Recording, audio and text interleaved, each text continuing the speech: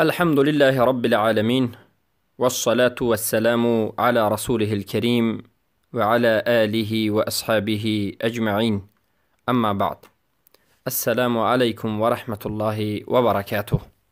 بإذن الله سبحانه وتعالى این حلقه 94 از آموزش کلمة التوحید لا اله الا الله محمد رسول الله می باشد که معنیش نیست معبودی بر حق بجز الله و محمد صلی الله علیه و سلم بنده و رسول الله هستند.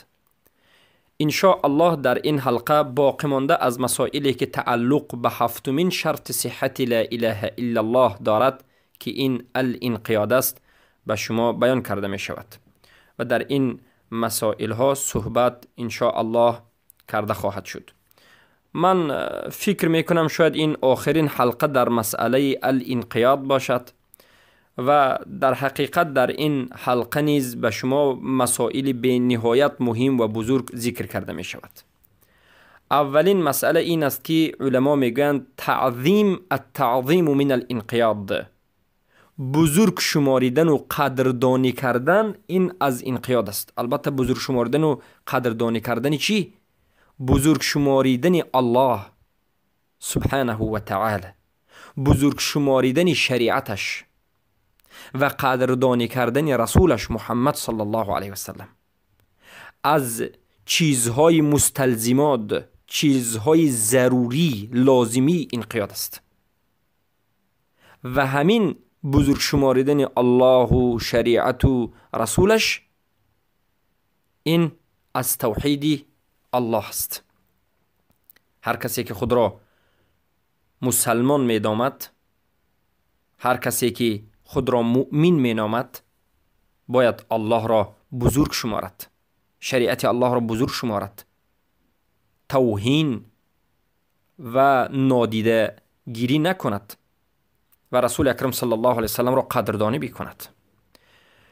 الله سبحانه و تعالی در سوره نوح آیت 13 می گوید: اعوذ بالله من الشیطان الرجیم ما لكم لا ترجون لله وقارا. برای شما چی شد یا که برای چی شما الله سبحانه و تعالی را بزرگ نمی شمارید و قدردانی نمی کنید؟ ما لكم، برای چی؟ به شما چی شد؟ لا ترجون، لا تعظمون، بزرگ نمی شمارید الله را و قدرش را قدردانی نمی کنید. سبحان الله. مفسر قرآن ابن عباس امک بچه رسول اکرم صلی الله علیه و سلم رضی الله عنه میگن که عظمه و قال ما لكم لا تعظمون الله حق عظمتی. برای شما چی شد یا که برای چی شما بزرگ نمی شمارید الله را حق بزرگ شماریدن، یعنی حق بزرگ شماریدن الله را بجا نمی آورید؟ برای چی شما آنچنانی که الله را باید بزرگ شمارید بزرگ نمی شمارید و قدر بزرگی الله را بجا نمی آورید؟ در حقیقت این سؤال الله سؤال استفهام انکاری است، اما به نهایت سؤال بزرگ است.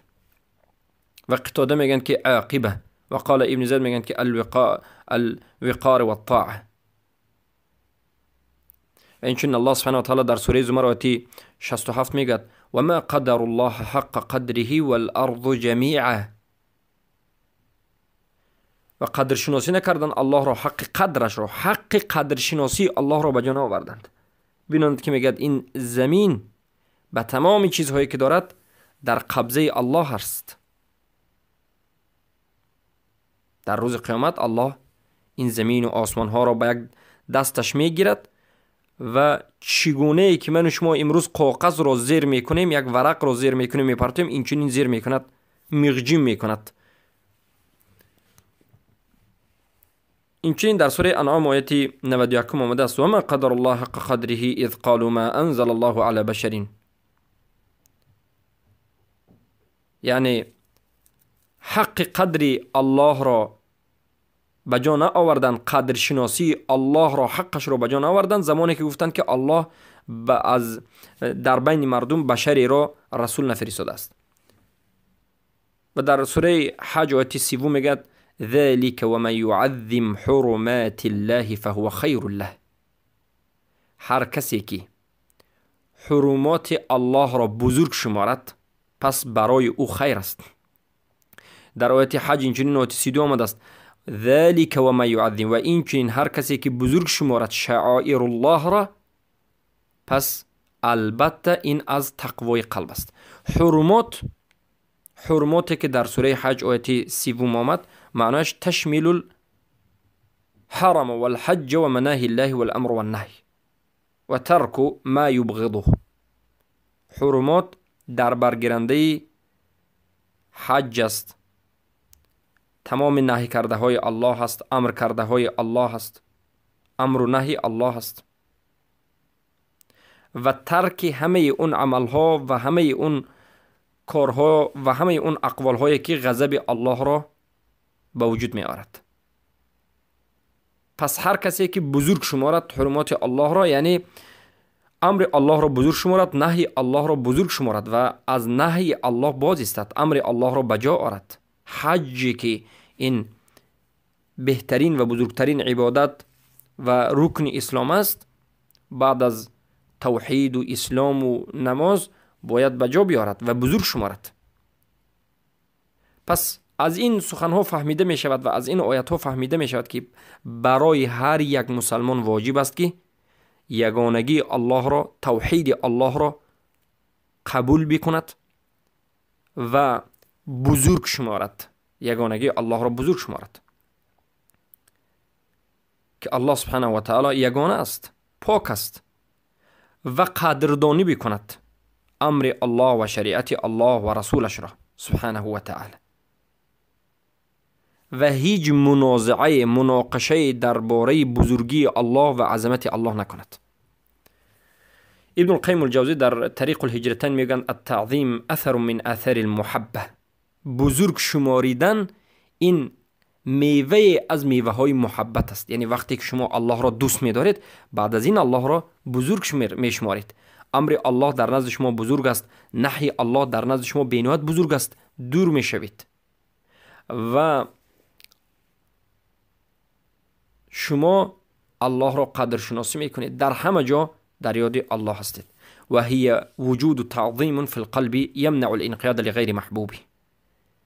تعظیم، بزرگ شماری، این معناش این است که میگن با وجود آمدن تعظیم، بزرگ شماری در قلب است که من میکند شما را که بر دیگر غیر محبوبتون انقیاد بکنید. یعنی وقتی که شما در قلبتون در حقیقت الله را بزرگ شماریدید، شما نمیتوانید که به غیر الله انقیاد بکنید، تمام انقیادتون بر الله خواهد شد. فيقال هذا التعظيم المانع من الانقياد لغير المحبوب هو أثر من آثار المحبة وموجب من موجبات لا أنه نفس المحبة. پس این بزرگ شماریه که شما را از انقیاد کردن به غیر محبوب، یعنی به غیر الله، باز می دارد، این اثر از اثرهای محبت است و موجب از موجبهای محبت است، و اما این خود محبت نیست. بارک الله فیکم. پس این بود تعظیم. در مسئله تعظیم این یک مسئله بود. مسئله دیگر که تعلق به انقیاد دارد، انقیاد کردن به قرآن و حکم و تحاکم کردن به سوی قرآن و عمل نمودن به قرآن. یعنی ما وقتی که میگیم که انقیاد باید به قرآن هم کرده شود، معناش چیست؟ معناش این است که به قرآن عمل کرده شود و تمام مشکلات ها و تمام جنایت ها و تمام نافهمی ها به حکم قرآن حکم کرده شود و مردم در حل مشکلات خود برای به سوی قرآن بشتابند، برای حل مشکلات به سوی قرآن بشتابند. تحاکم یعنی طلب حکم را از کی کنند؟ از قرآن بکنند، نه از سودهای امروزه طاغوتی. پس یکی از انقیادها، یعنی عمل کردنی های پابرجا ایستادن در عمل واجب، این انقیاد به احکام قرآن است، به امر الله، به امرهای الله، و تحاکم کردن به سوی قرآن، طلب حکم از قرآن. و انمین حقیقتی در حقیقت انقیاد به الله سبحانه و تعالی است. وقتی که شما به قرآن انقیاد میکنید، معنیش این است که شما به الله انقیاد میکنید، چرا که قرآن کلام الله است و هر امری که در قرآن آمده است این امر الله است و دین الله است. چگونه که انقیاد بر رسول اکرم صلی الله علیه و سلم، این متابعت کردن به رسول اکرم، به سنت های رسول الله و به امر رسول الله است، این چنین انقیاد کردن به قرآن این پیروی کردن قرآن است. پس انقیاد کردن به قرآن، انقیاد کردن، عمل نمودن احکام الله، انقیاد کردن به الله سبحانه و تعالی. ابن حزم رحمه الله در الإحكام میگند لما كان القرآن هو عهد الله إلينا والذي ألزمنا الإقرار به والعمل بما فيه وجب الانقياد لما فيه. زمانی که میگن قرآن این عهد الله با ماست و آنی که ما را الزام کرده است که اقرار به وی بکنیم، پس عمل کردن به آنچه که در قرآن است و انقیاد کردن بر وی برای ما واجب است. بارک الله فیکم. پس دلیل های زیاد در قرآن و سنت وجود دارد که آشکار و واضح می فهماند که انقیاد کردن به قرآن این واجب است، یعنی فرض است. پیرو شدن و متابعت کردن به قرآن و عمل کردن به قرآن این در حقیقت واجب است. و این چنین قرآن می فهماند که هر کسی که از قرآن روی می گرداند، عمل نمی کند، خودش را امتناع می کند، از پیروی کردن دست می کشد، این کافر است. سوره انعام آیت 106 که آمده است، الله سبحانه و تعالی میگه اعوذ بالله من الشیطان الرجیم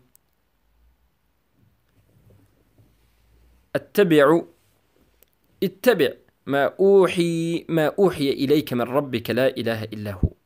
پیرو بشوید، اتبع یا پیرو بشو به آنچه که وحی آمده است به سوی تو از جانب الله که نیست معبودی بر حق بجز او. الله سبحانه و تعالی در اینجا اتباع بر قرآن را امر می کند که این البته انقیاد است و امتثال است. انقیاد، امتثال، اتباع، پیروی، که این یکی از لوازم و چیزهای لازمی کلمت توحید است که لا اله الا الله محمد رسول الله و شرطه‌اش است. و این امر به رسول اکرم صلی الله علیه و سلم است. اما الله سبحانه و تعالی چیزی را که به رسول الله امر کرده است این به من شما هم دخل دارد. بارک الله فیکم. یعنی وقتی که الله گفت که پیرو بشو ای رسول الله با آن چیزی که به تو نازل شد به قرآن، این چنین به من شما دلالت میکرد که ما هم باید پیرو بشویم. خیلی که در حدیث صحیح آمده است ان الله امر المؤمنین بما امر به المرسلین. الله مؤمنان را امر کرد به آنچه که مرسلین را، رسولان را امر کرد. و این چون در سوره اعراف آیت 3 آمده است که الله سبحانه و تعالی میگوید اتبعوا ما انزل الیکم من ربکم ولا تتبعوا من دونه اولیاء. پیرو بشوید، متابعت بکنید به آن چیزی که الله نازل کرده است به سوی شما قرآن را نازل کرده است از جانب رب، از جانب الله به سوی ما قرآن آمده است که ما باید پیرو بشیم. ولا تتبعوا، و پیرو نشوید و متابعت نکنید، من دونه اولیاء، غیر از الله به دیگر چیزها. پس در این آیه هم الله سبحانه و تعالی امر میکند به انقیاد کردن به کتابش و به یگانه شماریدن خودش در همین انقیاد و نهی میکند از شرک.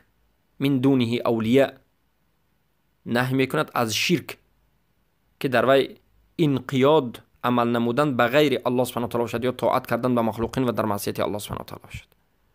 و این چنین آیات ها البته زیاد است. پس در آیت دیگر آمده است سوره بقره 101 که ولما جاءهم رسول من عند الله مصدق لما معهم نبذ فريق من الذين اوتوا الكتاب كتاب الله وراء ظهورهم كأنهم لا يعلمون. زمانی که به نزد آنها رسول آمد، به نزد کافرین، مشرکین، یهود و اهل کتاب نصارا رسول آمد، از نزد الله تصدیق کننده به آنچه که در همراهشان بود، همراه اونها. نبذ فریق، در اینجا علما میگن ترک، گروه از آنها ترک کردند، امتناع کردند، اعراض کردند، سرکشی کردند از آنی که به آنها کتاب داده بود، از آنانی که اونها اهل کتاب بودند. یعنی یک فرقه از اهل کتاب از این رسول آمده سرکشی کردند و ترک کردند اهل کتاب. پس در اینجا الله سبحانه و تعالی این عملشان را بد اعلام میکند و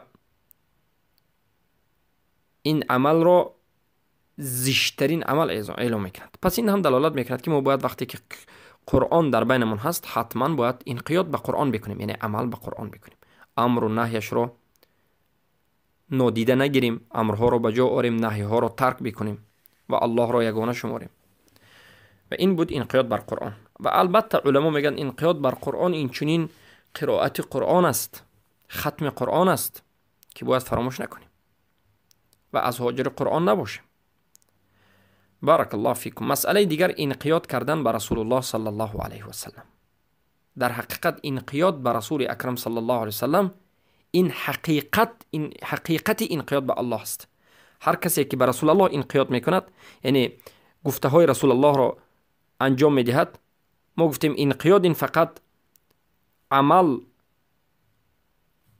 نیست بلکه معنیش وسیع‌تر است. طاعت هم انقیاد است و البته اطاعت کردن هم به درون عمل داخل می شود. یعنی وقتی که انقیاد میگیم تمامی عمومی عمل رو در نظر داریم. انقیاد یعنی اطاعت کردن، طاعت، عبادت، عمل، امتثال، التزام. انقیاد رسول یعنی اطاعت رسول،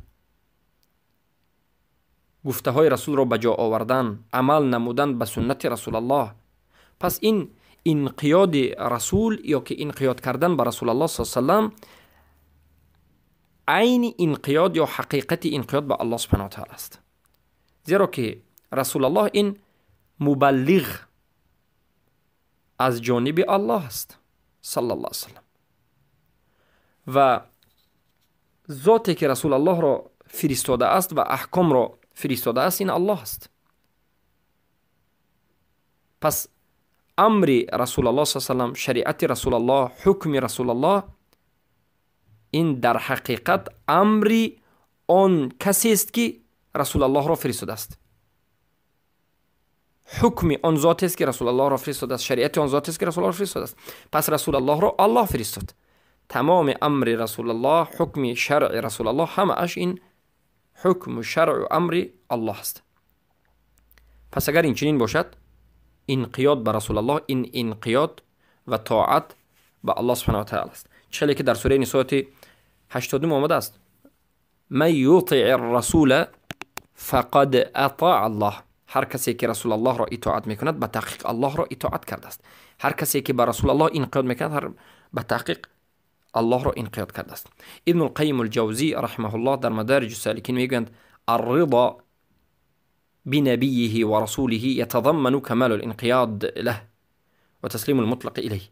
رضا شدن به نبی رسول، یعنی به نبی الله، به رسول الله، این در برگیرنده کمال انقیاد است. بکی به الله و تسلیم شدن مطلق به الله است. بارک الله فیکم. پس حقیقت انقیاد به رسول اکرم صلی الله علیه وسلم چگونه است؟ چگونه به رسول الله انقیاد کرده میشد؟ انقیاد کردن به رسول الله این است که بجا آوردن امرهای الله و امرهای رسول الله. چرا که امر رسول الله این امر الله است. ملتزم بودن، همیشه در طاعت رسول الله بودن، اطاعت رسول الله را کردن، روی نگردانیدن از رسول الله، پیرو شدن به همه آن چیزی که رسول الله آورده اند و البته با همراهی رضا بودن. پیرو می شوید در حالتی که شما رضا هستید و تسلیم شده اید به رسول الله و عمل به سنت های رسول الله، به هدی رسول الله صلی الله علیه و سلم می نمایید. در حالتی که یگان چیز را به سنت رسول الله نباید زیاده بکنید و یگان چیز را کم نکنید. یعنی به آورده چیزهای رسول الله که این سنت است یگان چیز را زیاد نکنید. از خودتان یگان عمل را به شریعت ناندازید که این بدعت است و بدعت مردود است. چخیلی که در حدیث متفق علیه از مادرمون عایشه رضی الله عنها روایت است که رسول الله میگن هر عملی که مخالف عملی ما است یا که موافق عملی ما نیست این مردود است. من عمل عملا لیس علیه امرنا فهو رد.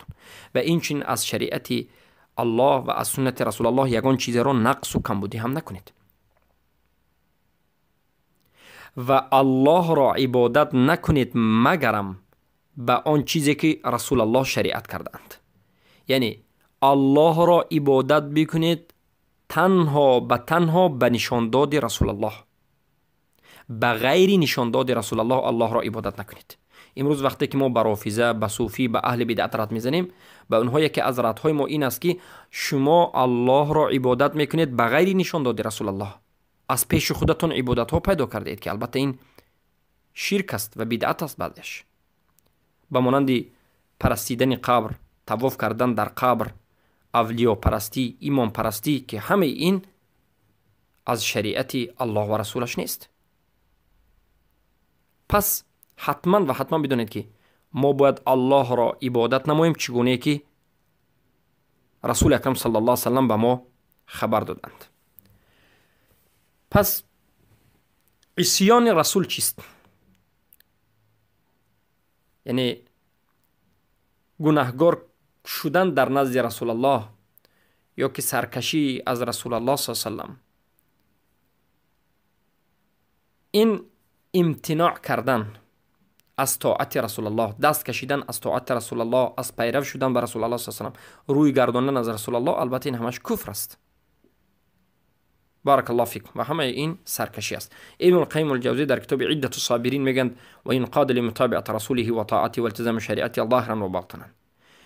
این قیادی که نسبت رسول الله کرده می شود که متابعت رسول الله هست و طاعت رسول الله هست و التزام به شریعت رسول الله هست، این باید ظاهر و باطن باشد، هم ظاهرا و باطنا. و مفتاح دار السعاده میگند لا بد فيه من العمل القلب وهو حب الله و رسوله صلی الله علیه و انقیاد لدینه و التزام طاعته و مطابقت رسوله. ضرور است که در انقیاد که نسبت رسول الله کرده میشد عمل قلب هم باشد که این دوستداری الله و رسولش است. انقیاد کردن به دین رسول الله صلی الله علیه و ملتزم بودن و التزام داشتن در طاعت رسول الله و مطابقت رسول اکرم صلی الله علیه و ابن ابي العز حنفی رحمه الله میگویند لا يثبت الاسلام من لم يسلم لنصوص الوحيين وينقاد اليهما. اسلام شخص ثابت نمی شود که تسلیم به نصوص های قرآن و سنت نشده باشد و به اینها انقیاد نکرده باشد. بارک الله فیکم. پس آیات های قرآن آشکار و واضح به من و شما میفهماند که این انقیاد کردن به رسول الله این فرض عین است. اطاعتش، ملتزم شدن، پیرو شدن، چخیلی که در سوره حشر آمده است و ما اتاکم رسول فخذوه و ما نهاکم عنه فانتهوا. هر اون چیزی که رسول الله آورد بگیرید و اون چیزی که من کرد باز استید. اطیع الله و اطیع الرسول، الله را اطاعت بکنید، رسول الله را اطاعت بکنید. سوره نور آیه 54. و این چنین آیات های زیاد آمده است که دلالت میکند که ما باید پیروی رسول الله باشیم، انقیاد به رسول الله داشته باشیم. و این بود یک مسئله. مسئله دیگر این است که بارک الله فیکم هر یکی من و شما باید بدانیم که بدعتی که در بین امت اسلام وجود دارد این مخالف و معارض بر انقیاد است. هر بدعتی که وجود دارد یا به وجود می آید و پیدا می شود، یک انسان عمل می نماید داند که این بدعت معارض و مخالف و ضد انقیاد است. پس یکی از آن چیزهایی که معارض به انقیاد رسول الله هست، ضد انقیاد به رسول الله صلی الله علیه و است، این بدعت کردن یا که الابتداع فی الدین است. بدعت کردن، بدعت را چیزی یک نوی را در دین پیدا کردن است، یا که تقلید کردن به یک مذهب در حالتی که تقلید در همین جا مخالفی رسول الله صلی الله علیه و باشد.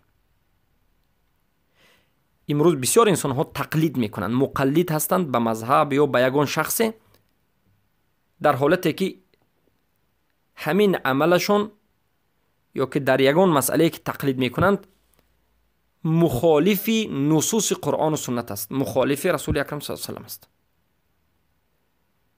یا تکیه کردن بر رأی و عقل و اندیشه کسی و ترک کردن قرآن و سنت. البته این مخالف انقیاد است.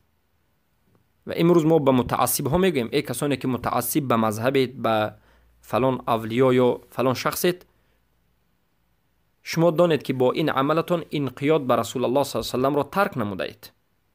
این عمل مخالف انقیاد است، مخالف اطاعت رسول الله است. ما باید 100% مخالف قرآن و سنت نباشیم، همیشه 100% موافق قرآن و سنت باشیم. و این چنین بارک الله فیکم انقیاد وقتی که نظر میکنیم در صحابه رسول اکرم صلی الله علیه و سلم به نهایت قوی وجود داشت. برای همین صحابگان نجات یافتند. برای همین رسول اکرم صلی الله علیه و سلم عددهای معین اونها را به نامهایشان ذکر کرد که از اهل جنتند، به مانند عشرة المبشره از اهل جنت کسی که در جنگ بدر اشتراک نموده است، یا کسی که از اهل بیعت رضوان است، صلح حدیبیه و غیره.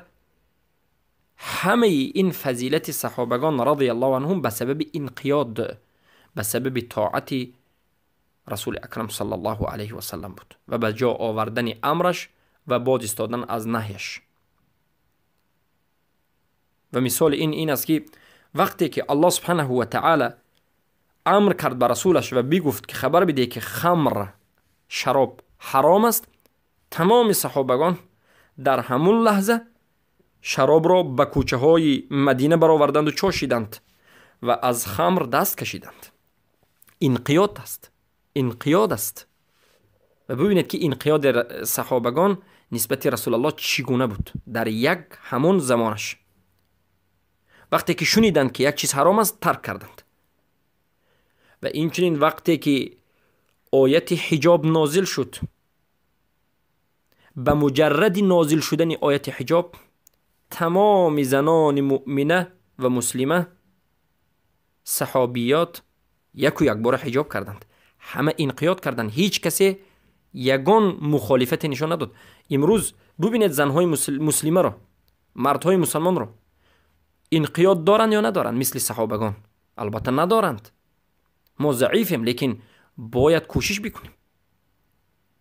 امروز بسیار زنها خود را مسلمان میگن در حالتی که حجاب ندارند. ترک حجاب این کفر است. یا که ببینید انقیاد صحابگان را وقتی که نماز به سوی بیت المقدس میخواندند، در نماز عصر قبله اشون بیت المقدس بود، چندین سال به سوی بیت المقدس همچون قبلگاهشون نماز خواندند. اما روزی از روزها که در نماز عصر بودند، الله سبحانه و تعالی بر رسولش امر کرد که قبله رو تغییر بدهند. فولی وجهک شطر المسجد الحرام، رویت رو به سوی مسجد الحرام بازگردان، به طرف مسجد الحرام. رسول الله در درون نماز که در مسجد قباء این حادثه شده است، البته در مسجد قبلتین، در اینجا در مسجد این واقع، نه در مسجد قباء، غلط کردیم، در مسجد قبلتین این واقع به وجود آمده است. رسول الله در درون نماز به سوی مسجد حرام کعبه بازگشتند. تمام صحابه از عقب رسول الله بازگشتند، هیچ کسی هیچ چیزی نگفت. وقتی که خبر به دیگر صحابه رفت، همه این رو قبول کردند. یعنی انقیاد صحابگان 100% در همون لحظه بود. سبحان الله. بارک الله فیکم. پس دانید که انقیاد ما باید حقیقی باشد. و این چنین یک مسئله بینهایت مهم این است که داخل شدنی، ترک کردنی شکننده های اسلام بر انقیاد. یعنی من و شما باید شکننده های اسلام را ترک بکنیم و همین ترک شکننده های اسلام انقیاد است. ترک گناه این انقیاد است. و البته بزرگترین گناه این شکننده اسلام است. چرا که حقیقت انقیاد بر دو امر قائم می شود. امر اول التزام شدن، اطاعت کردن بر دین و طلبات های شهادتین را به جا آوردن.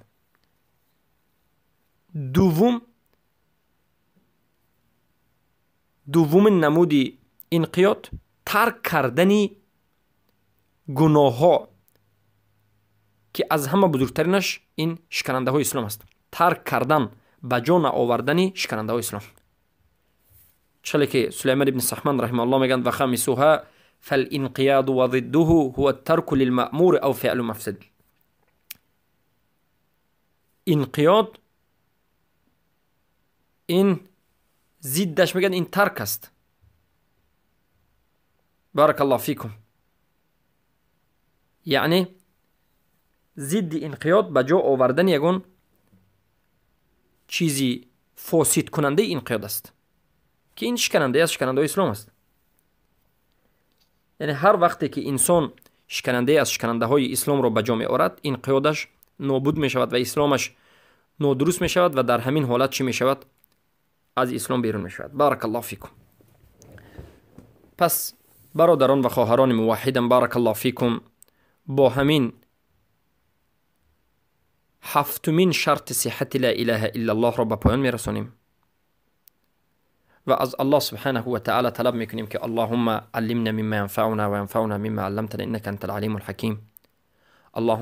اللهم اجعل هذا دروسنا خالصا لوجهك يا رب العالمين من غير رياء ولا سمعة. اللهم ربنا آتنا في الدنيا حسنة وفي الآخرة وقنا عذاب النار. ربنا هب لنا من أزواجنا وذرياتنا قرة أعين واجعلنا للمتقين إماما. ای الله، به بنده و به تمام برادران و خواهرانی که این درس را میشنوند و گوش میکنند عمل کردن را و به جا آوردن رکن ها و شرط ها و طلبات های مقتضات های لا اله الا الله را نصیب و روزی بگردان. بارک الله فیکم. از حلقه آینده باذن الله در مسئله شکننده های انقیاد صحبت میکنیم و این آخرین شکننده هاست که